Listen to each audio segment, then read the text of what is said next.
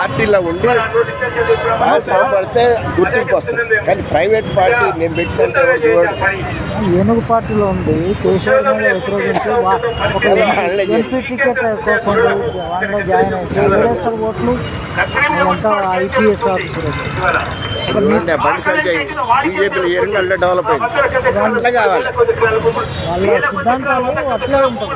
ఏమన్నా పార్టీలో ఉండి కష్టపడితే గుర్తింపు వస్తుంది. కానీ నువ్వు సపరేట్ పెడతా అంటే కాదు. అది కోదండ రామస్వామి ఉంటే మట గుడిసిపోయింది. కష్టపడాడు చాలా, కానీ ఏం లాభం? తెలివితేటలు లేవనికి కేసీఆర్ని సపోర్ట్ చేయలే. ఆయన చేస్తా అంటే అయిపోయింది. కేసీఆర్ ఫుల్ స్వార్థపరుడు. వాడు స్వార్థపరుడైనా ఆయన కింద చాలా మంది పనిచేసి సంపాదించారుగా.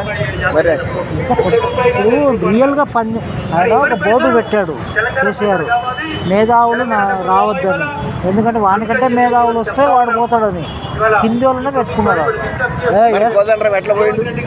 వానికి కోదండరాంకు వాని దూకుడు లేదు.